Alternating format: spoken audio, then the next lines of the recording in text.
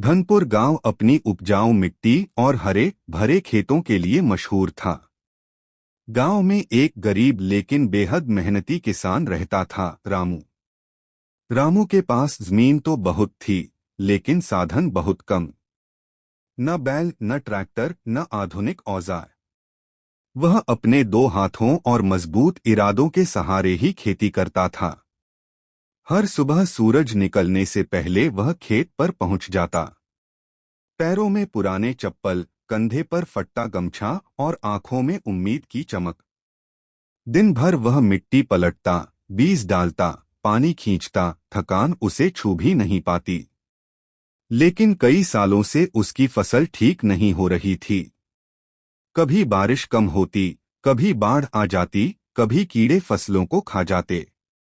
रामू की पत्नी सरिता अक्सर रोकर कहती, ऐसे कैसे चलेगा रामू?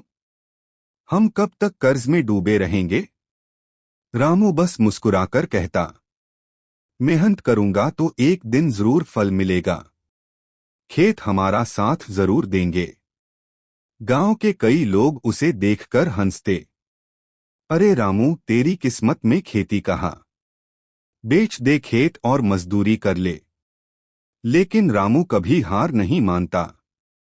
एक साल गर्मियां बहुत तेज थीं। नदी का पानी सूख गया, तालाब की मिट्टी फट गई। गांव के खेत सूखे पड़े थे। लोगों ने खेती छोड़कर शहर में नौकरी ढूंढनी शुरू कर दी। रामू की हालत भी खराब थी।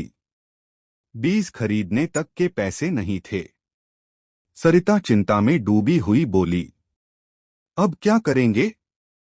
रामू ने गहराई से सोचा और बोला, मैं कर्ज लेकर बीज नहीं खरीदूंगा। इस बार खेत खुद रास्ता बताएगा। अगली सुबह वह पुराने पेड़ों के नीचे, सूखी नहरों के किनारे और अपने खेतों की मिट्टी को ध्यान से देखने लगा। उसे याद आया, उसके दादा कहा करते थे कि मिट्टी की खुशबू बताती है कि कौन सी फसल बोनी चाहिए।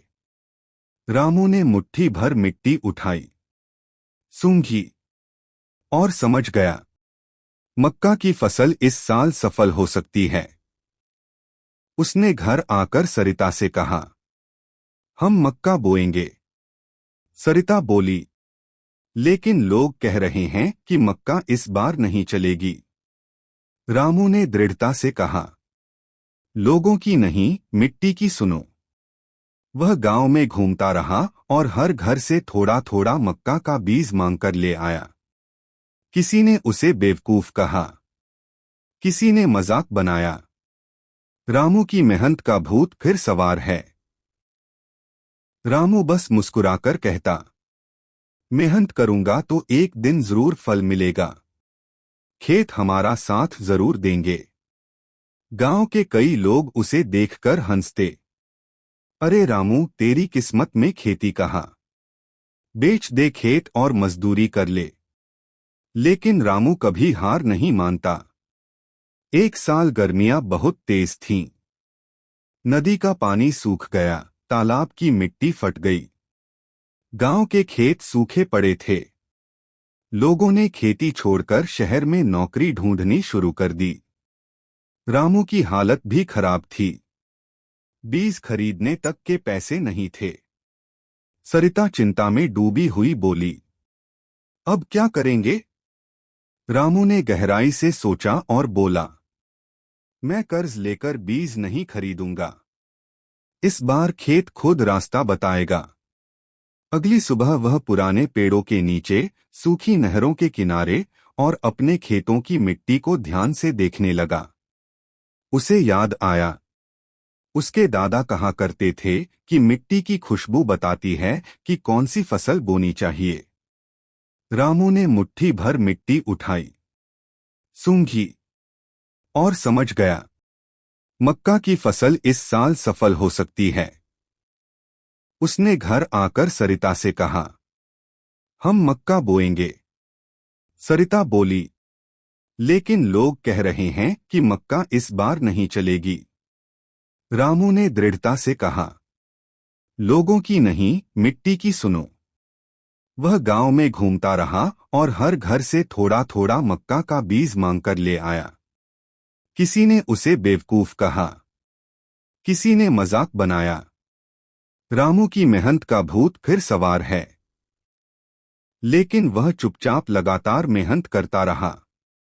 वह सुबह से शाम तक मिट्टी में पसीना बहाता, कुएं से पानी निकालता, रात रात भर खेत की रखवाली करता। दिन बीतते गए। फिर एक सुबह, जब पूरे गांव के खेत सूखे पड़े थे, लोगों की आंखें फटी रह गईं। रामू के खेत में हरी भरी मक्का लहलहा रही थी। लोग भागते हुए उसके खेत पर आए। अरे ये कैसे हुआ? तेरे खेत में पानी कहाँ से आया? फसल इतनी अच्छी कैसे उग गई? रामू ने मुस्कुराते हुए बताया, मैंने मिट्टी की बात सुनी और मेहनत की। बस। गांव वालों ने उसके खेत की मक्का खरीदने के लिए लाइन लगा दी। राजापुर शहर से व्यापारी खुद ट्रैक्टर लेकर आए और फसल ऊंची कीमत पर खरीद कर ले गए। एक ही मौसम में रामू का कर्ज उतर गया।